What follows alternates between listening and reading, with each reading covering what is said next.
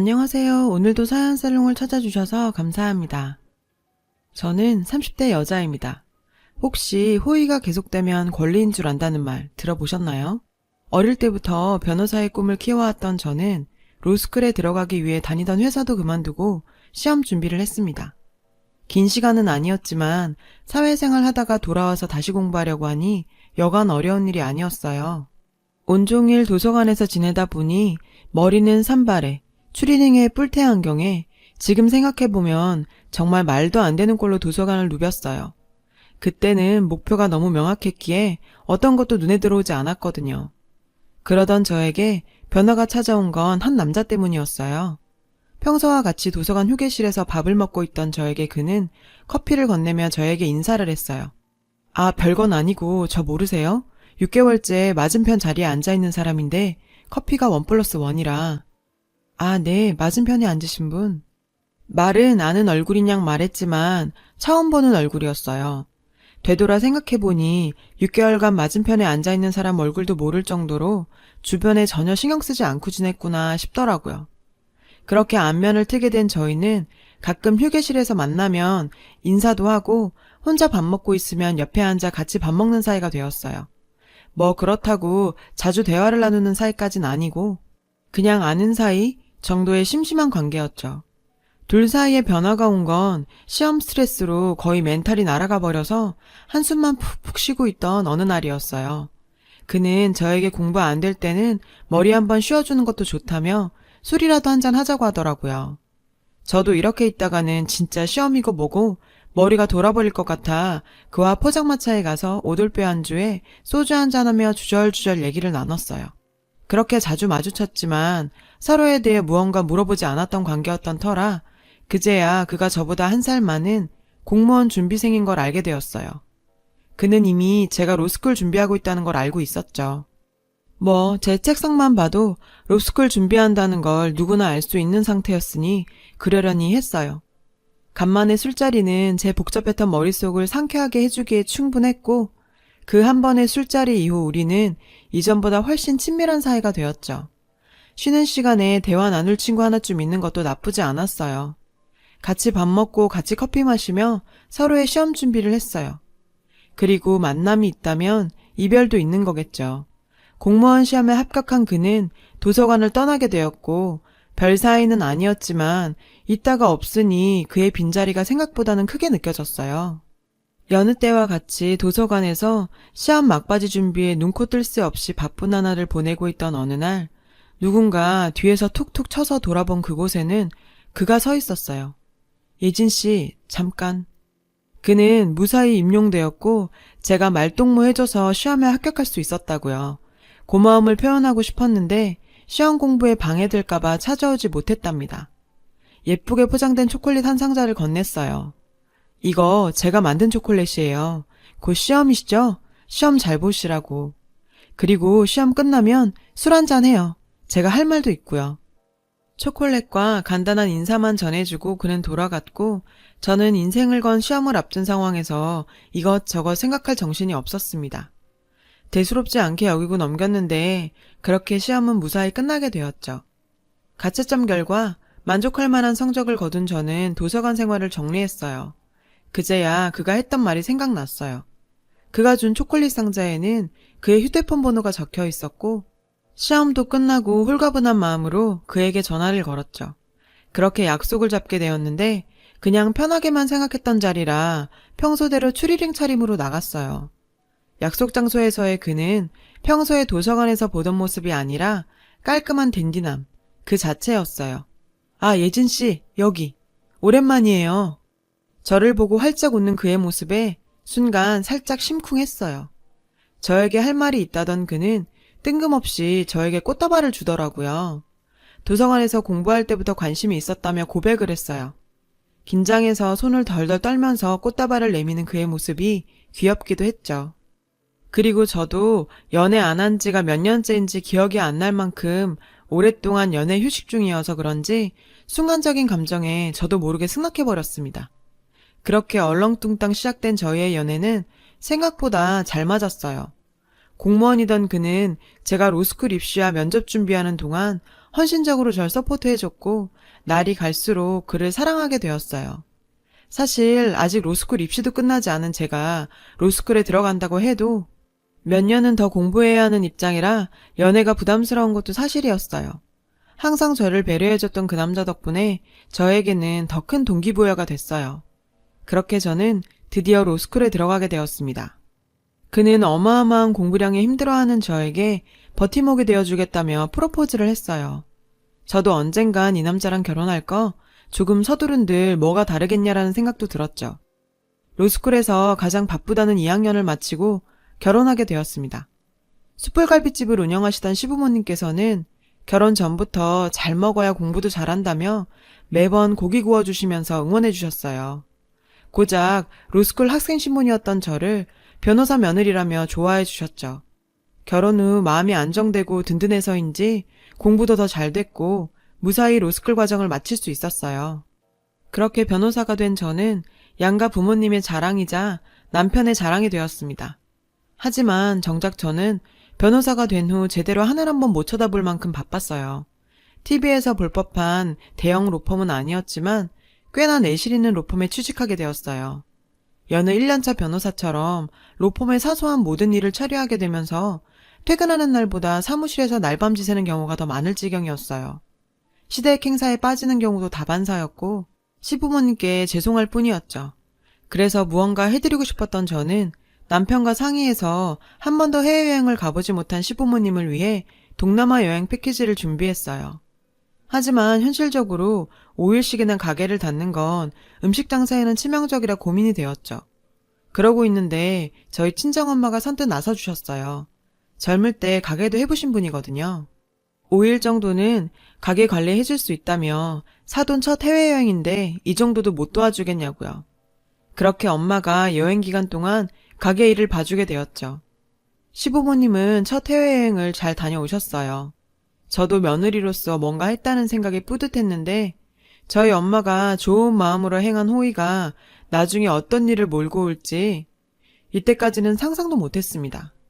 그 후로도 바쁜 생활은 이어졌고 제 성의를 금전적으로밖에 표현 못하는 날이 이어지자 언제부턴가 시댁 식구들의 요구사항이 많아지기 시작했어요.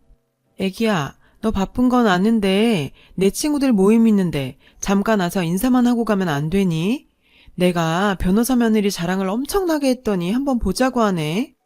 어머님 친구들이 모인 자리라는데 거절할 수도 없고 잠깐만 갔다 오면 된다는 생각에 모임 장소로 찾아갔어요. 어머, 진짜 왔네. 잘 나가는 변호사 며느리.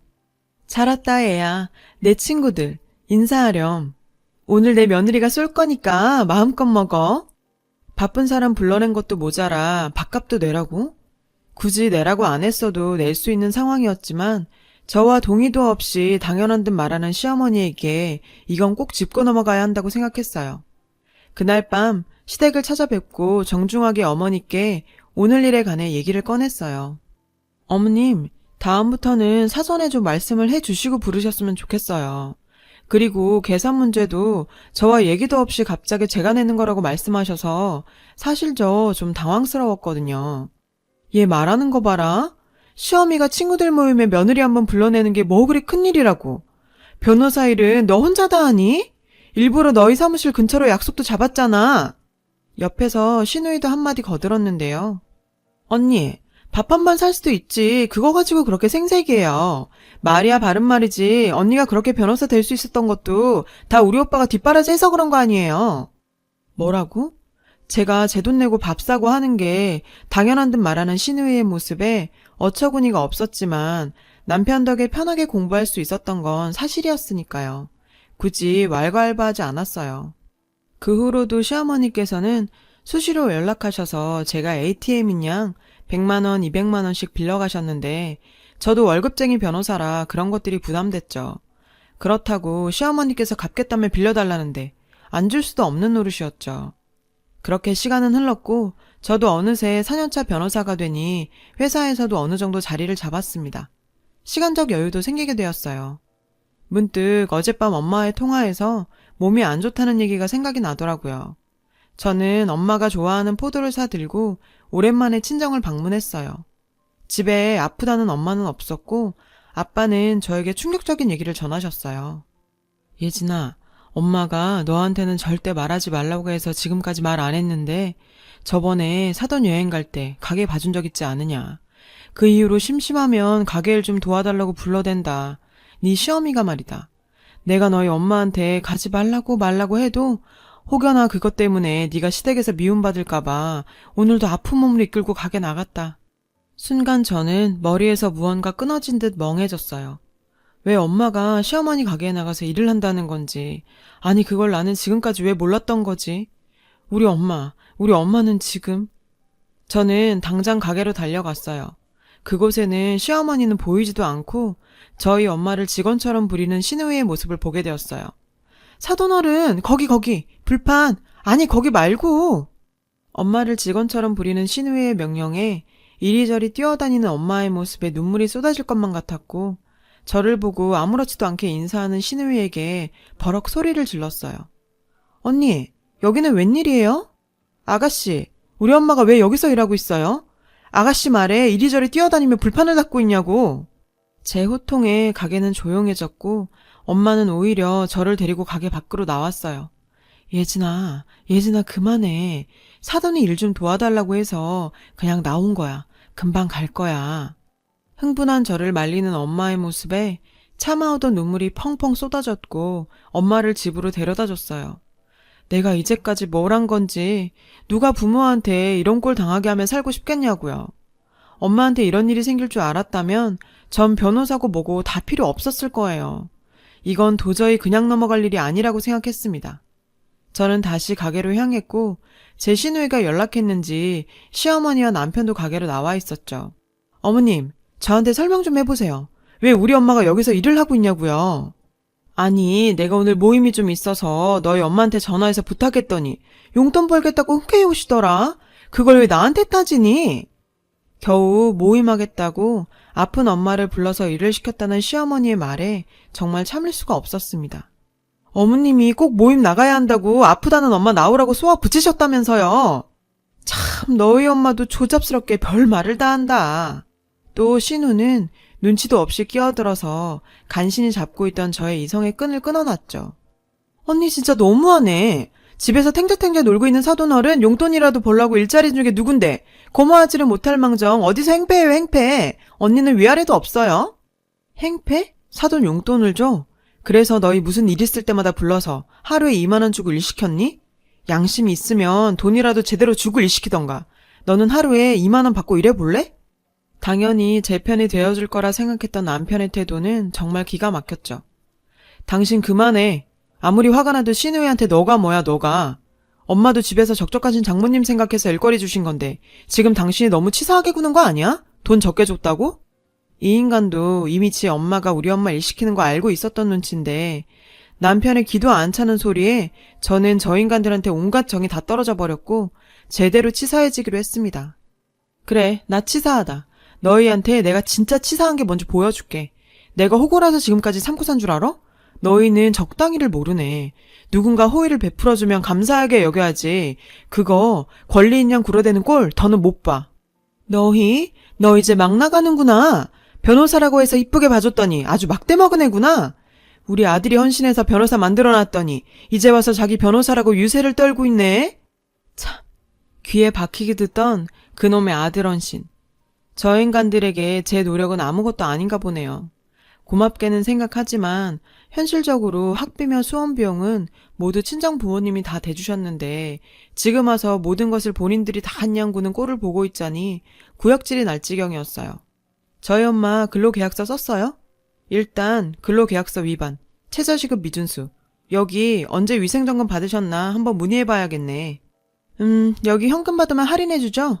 참 걸릴 거 많네요. 기다리세요. 행정처분 곧 날라올 테니. 뭐라는 거야? 치사하게 이럴래? 그래도 가족끼리 1억이야? 아니, 난 더 이상 가족으로 생각 안 해. 우리 집 호구로 아는 집안이랑은 더는 같이 못 지내. 제 이혼 선언에 순간 분위기는 싸해지고 상황의 심각성을 깨달은 눈치였어요. 아가야, 일단 흥분 좀 가라앉히고. 아니요, 저 흥분 안 했어요. 일단 어머님 2년간 매달 돈 빌려가신 거 이제 갚으셔야죠. 무슨 돈? 그거 그냥 준 거 아니니? 에이, 어머님이 빌려달라고 하셔서 빌려준 거지. 제가 속았지 이래서 번 돈을 왜 주겠어요. 저 변호사예요. 맨날 하는 일이 이런 건데요, 뭐. 어머님이 돈 빌려달라는 카톡 제가 입금한 내역 다 갖고 있고요. 저랑 법으로 싸워서 이기실 것 같으면 한번 버텨보세요. 3,200만 원. 이자는 안 받을게요. 빠른 시일 내에 붙여주시고. 거기 아가씨? 그쪽도 나랑 정리할 게 남았지? 너 카페 차린다고 나한테 4천만 원 빌려간 거 당장 갚아. 빌려갈 때는 몰랐겠죠? 이런 날이 올 줄. 빌려달라고 할 때마다 툭툭 빌려주니 마치 자기 돈처럼 느껴졌겠죠. 당장 감당하지 못할 돈 앞에서 꿀먹은 벙어리가 되는 그 둘의 표정을 보고 있자니 웃음까지 나오더라고요. 자기야, 잠깐만. 지금 우리가 큰 실수를 한 것 같은데 잠깐 우리가 착각한 것 같아. 그러니 내 얘기 좀. 아니 됐고 네 말대로 나 치사한 인간 맞으니까 너도 당장 이혼서를 받을 준비나 해. 아, 그리고 공무원 월급 받으면서 또 하고 싶은 거 많아가지고 하도 징징대서 세차 뽑아준 거 할부 30개월 남았으니 네가 알아서 갚아. 네 월급으로 채워지겠니? 정말 다 쏟아붓고 나니 속이 다 시원해지더라고요. 지금까지 왜 그렇게 해달라는 거 다 해주면서 호구처럼 살았는지, 바쁘다는 핑계로 엄마가 사돈 가게에서 불판 갈고 있는지도 몰랐던 제 자신이 너무 미웠고, 제 걱정에 안 해도 될 일까지 겪게 된 엄마한테 정말 너무 미안했습니다. 아직 소송 중에 있지만 사무실 동료들도 제 이혼 소송에 최선을 다해주고 있어서 무난하게 좋은 결과 거둘 것 같아요. 친정한테 못했던 효도도 하며 제 할 일 잘하고 살아야겠습니다. 가슴속에 무언가 꽉 막혀있던 것들이 조금씩 풀리는 것 같아요. 제 얘기를 들어주셔서 감사합니다. 항상 건강하세요. 여러분, 사연 댓글에 응원과 현명한 조언 부탁드려요. 좋아요와 구독은 저에게 큰 힘이 됩니다.